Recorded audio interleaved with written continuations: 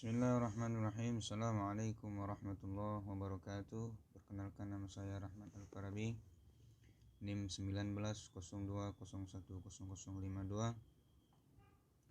Prodi Rekayasa Sistem Komputer kelas A2.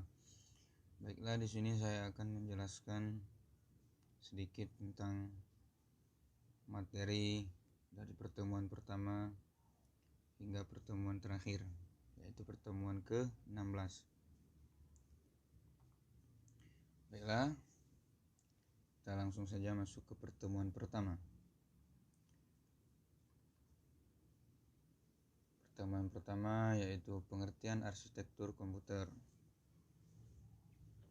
Arsitektur komputer merupakan konsep perencanaan dan juga struktur pengoperasian dasar dari suatu sistem komputer. Fungsi dari arsitektur komputer terbagi menjadi 6, yaitu perencanaan awal sebuah komputer, prosesor yang dibutuhkan bisa lebih banyak, pengguna bisa lebih banyak, dapat melakukan multitasking, memastikan komponen-komponen komputer dapat berjalan dengan lancar, memberikan gambaran aplikasi yang dibuat programmer, dan jenis-jenis arsitektur komputer yaitu komputer SISD, komputer SIMD, komputer MISD, dan komputer MIMD. Kita masuk ke komputer SSID. Komputer SIMD atau singkatan dari Single Instruction Multiple Data ini adalah jenis arsitektur komputer yang dibangun secara paralel. Konsep komputer ini dapat mengendalikan semua prosesor dalam satu unit kontrol saja. Contoh, mesin yang dapat menggunakan konsep ini adalah ILC, Star 100, Tray 1, dan juga Ilias IV. Berikutnya komputer MISD. Komputer MISD atau singkatan dari Multiple Instruction Single Data merupakan jenis arsitektur komputer yang memiliki fungsi dalam mengeksekusi satu data yang dapat diproses oleh prosesor yang berbeda-beda. Secara struktur, komputer MISD tidak jauh berbeda dengan komputer SISD. MISD tidak jauh berbeda dengan komputer SISD. Hanya saja perbedaannya ada pada prosesor yang digunakan lebih dari satu unit. Baiklah, itu pertemuan pertama atau materi pertemuan pertama. Kita lanjut ke materi ke pertemuan kedua, yaitu membahas tentang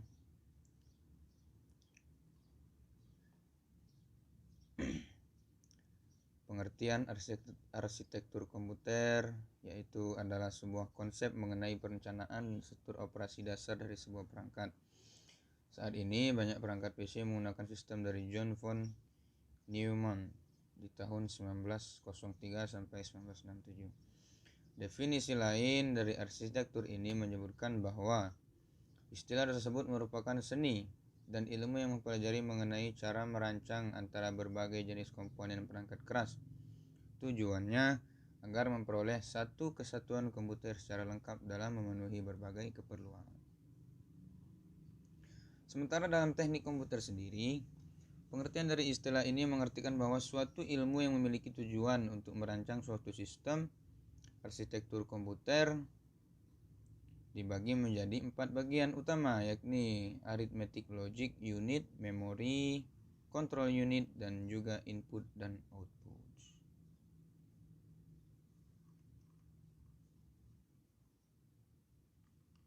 Oke, kita masuk ke pertemuan ketiga. Pertemuan ketiga membahas tentang cara membuat transformasi di arsitektur komputer. Yang pertama, merancang array prosesor. Yang kedua, mengaplikasikan proses pipelining. Yang ketiga, membuat komputer dengan multiprosesor. Yang keempat, membuat komputer dengan arsitektur yang lain. Dan yang kelima, atribut yang dipakai untuk mengukur kualitas dari arsitektur komputer. Pertama, kita masuk ke array komputer. Array komputer merupakan unit tambahan yang digunakan untuk mempercepat kinerja komputer. Unit ini terpisah dari unit lainnya yang dapat ditambahkan pada prosesor utamanya. Pipeline adalah suatu cara yang digunakan untuk melakukan sejumlah kerja secara bersama, tetapi dalam tahap yang berbeda, yang dialirkan secara kontinu pada unit pemrosesor. Dengan penerapan pipeline, ini dapat mikroprosesor akan didapatkan peningkatan dalam untuk kerja mikroprosesor. Hal ini terjadi karena beberapa instruksi dapat dilakukan secara paralel dalam waktu yang bersamaan. Multiprosesor merupakan sistem komputer dengan dua atau lebih CPU identik yang membagi akses secara penuh kepada Common RAM, Shared Memory Multiprocessor. Model multiprosesor berkembang menjadi software. Multiprosesor menggunakan bersama sebuah ruang alamat virtual tunggal yang dipetakan pada memori bersama. Untuk membaca atau menulis sebuah word memory dengan menjalankan instruksi load dan store, multiprosesor sulit untuk dikembangkan tapi mudah diprogram. Contoh Sun Enterprise 10.000, Squen Numaki, SJI Origin 2000, dan HP Config Exemplar. Arsitektur komputer tidak hanya ada satu jenis saja, melainkan ada beberapa jenis arsitek komputer yang ada di dunia ini. Berikut jenis arsitektur komputer adalah 1. SISD, 2. SIMD, 3. MISD, 4. MIMD. Jadi sebaiknya kita bisa menggabungkan jenis tersebut dengan jenis yang lain supaya mendapatkan suatu komputer yang baik, asalkan memenuhi syarat sebagai berikut: memiliki hardware dasar yaitu CPU, memori, dan input/output sistem. Komputer merupakan stored program, bisa menjalankan instruksi secara berurutan, memiliki jalur atau bus yang letaknya di antara memori dan CPU. Terdapat atribut yang dipakai untuk mengukur kualitas dari arsitek komputer adalah: yang pertama, generalitas; yang kedua, applicability atau daya serap; yang ketiga, efisiensi; 4, mudahnya dalam pemakaian; yang kelima, malleability atau daya tempa; keenam, expandability atau daya kembang. Oke, kita masuk ke pertemuan keempat atau materi yang keempat, yaitu poin-poin penting dalam kinerja sistem. Pengertian kinerja adalah tingkatan untuk memenuhi kombinasi perangkat lunak yang diinginkan. Secara umum, dapat didefinisikan sebagai semua karakteristik dan aktivitas penting yang berhubungan dengan pemenuhan kebutuhan yang akan dicapai. Cara pengukuran kinerja yang dapat dilakukan pada perangkat keras. Untuk perangkat keras, biasanya pengukuran menggunakan benchmark. Pada umumnya, benchmark adalah suatu metode untuk mengevaluasi kinerja sistem komputer kita dan menggunakan hasil evaluasi tadi untuk dibandingkan dengan sistem komputer lainnya. Istilah benchmark ini umum, tidak hanya untuk komputer, tapi di bidang lainnya juga banyak pemakaian istilah ini. Langsung kita masuk ke pengertian dan perbedaan antara load test dan stress test. Yang pertama, load test, yaitu uji pembebanan. Load test adalah suatu metode pengujian yang bersifat setengah merusak atau merusak secara keseluruhan komponen-komponen bangunan yang diuji. Pengujian yang dimaksud dapat dilakukan dengan beberapa metode, salah satunya adalah metode uji beban, load test. Tujuan load test pada dasarnya adalah untuk membuktikan bahwa tingkat keamanan suatu struktur atau bagian struktur sudah memenuhi persyaratan peraturan bangunan yang ada, yang konkret, untuk memeriksa kemampuan dari aplikasi dalam melakukan load aplikasi website. Gunanya agar mengetahui beban dari aplikasi website ke database server sehingga resource yang digunakan tidak terlalu berat. Yang kedua, stress test. Stress testing adalah salah satu jenis pengujian sistem. Pengujian ini bertujuan untuk melihat apakah perangkat lunak secara keseluruhan mampu menangani kebutuhan sumber daya yang tidak normal, mencakup kuantitas, frekuensi, maupun volume. Apakah data dalam jumlah sangat besar dengan frekuensi sangat tinggi serta volume yang sangat besar mengakibatkan performansi atau bahkan fungsionalitas perangkat lunak terganggu atau tidak. Lanjut ke perbedaan load test dan stress test. Perbedaan paling mencolok antara load test dan stress testing adalah jika load testing untuk memeriksa kemampuan aplikasi dalam melakukan load aplikasi website ke server atau database, sedangkan stress testing diperuntukkan dalam memeriksa kemampuan aplikasi dalam menerima traffic dari luar agar web aplikasi tidak down. Oke, habis materi keempat. Kita lanjut ke materi kelima.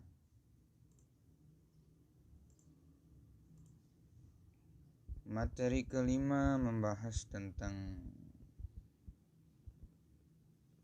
faktor yang mempengaruhi keberhasilan arsitektur. Apa itu arsitektur komputer? Arsitektur komputer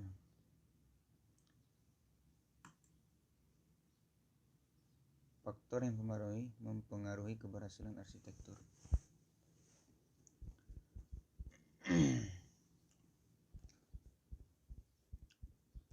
Arsitektur komputer mempelajari atribut yang berada pada sistem komputer yang berkaitan dengan programmer yang memiliki dampak langsung pada eksekusi logis sebuah program. Contohnya, set instruksi, aritmatika yang dipakai, teknik pengamatan, mekanisme input dan output. Fungsi arsitektur komputer. Yang pertama, mempermudah untuk perbaikan komputer. Arsitektur komputer akan memudahkan seorang programmer untuk memperbaiki kerusakan sebuah komputer. Rancangan awal yang diketahui oleh programmer akan memberi informasi bagian yang rusak tanpa harus membongkar lebih jauh. Kedua, memperbanyak penggunaan prosesor. Dengan adanya arsitektur komputer, sebuah komputer dapat menggunakan 3 prosesor. Dengan demikian akan meningkatkan kerja komputer. Memperbanyak user. Arsitektur komputer juga berfungsi untuk memperbanyak pengguna komputer. Salah satu konsep arsitektur komputer yang terus digunakan adalah server client. Memastikan komponen berjalan dengan lancar. Arsitektur komputer dapat memastikan seluruh komponen dapat berfungsi dengan benar. Selanjutnya, memberikan gambaran aplikasi yang akan dibuat. Lanjut ke jenis-jenis arsitektur komputer. Ada 4 jenis arsitektur komputer antara lain. Yang pertama, komputer MISD, komputer MIMD,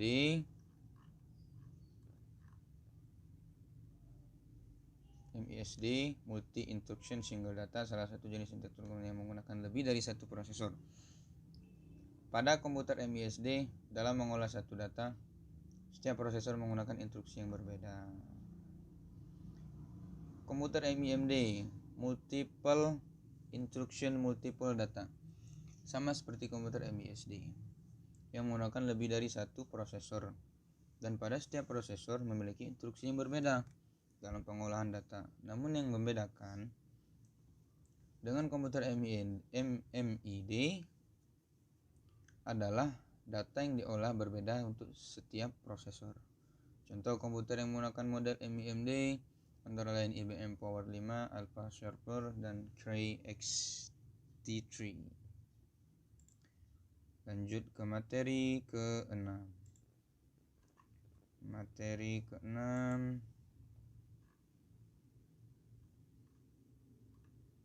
karakteristik komputer generasi pertama secara umum. Yang pertama, sirkuitnya menggunakan tabung hampa. Penggunaan tabung hampa tersebut yang membuat ukuran komputer pada masa tersebut berukuran sangat besar. Yang kedua, komputer mempunyai silinder magnetik atau menyimpan data. Yang ketiga, program hanya bisa dibuat menggunakan bahasa mesin. Yang keempat, instruksi operasi dibuat secara spesifik untuk tugas tertentu. Yang kelima, menggunakan konsep storage program dengan memori utamanya adalah magnetic core storage. Yang keenam, menggunakan simpanan luar magnetik, tape dan magnetic disk. Ukuran fisik komputer besar memerlukan ruang yang luas. 8. Suhunya secepat panas sehingga diperlukan pendingin. 9. Prosesnya kurang cepat. 10. Daya simpannya kecil. Dan 11. Membutuhkan daya listrik yang besar. Masuk ke materi ke-7.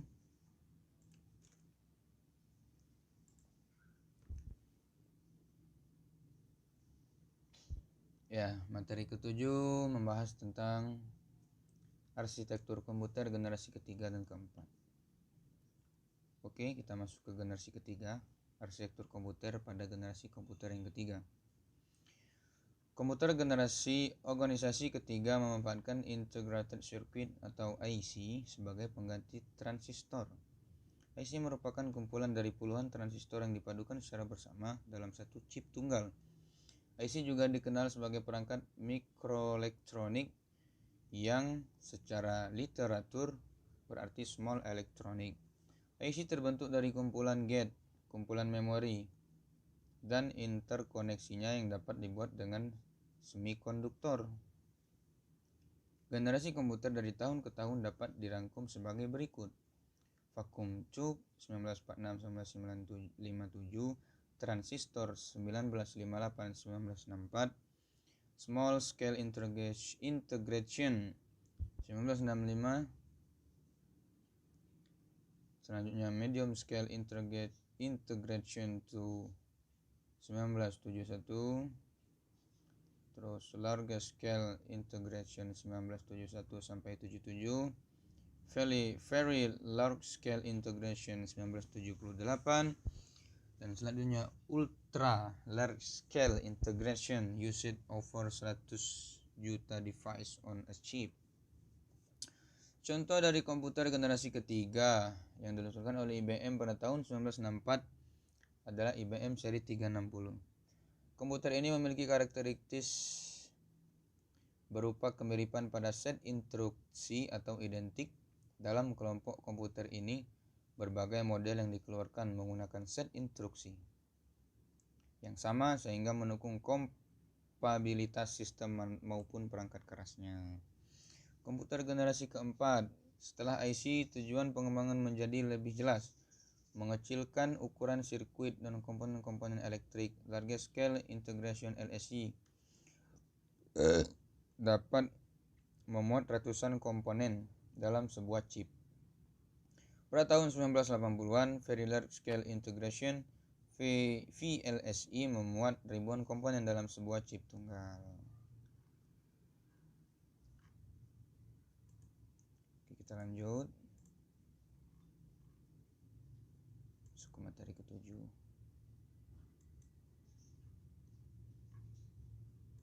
Oke, maaf tadi sudah materi ke-7. Kita lanjut ke materi ke-8.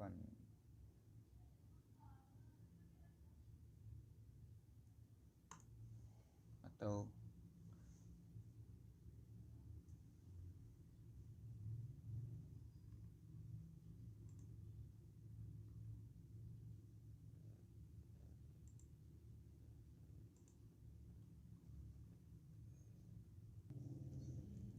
oke, baiklah.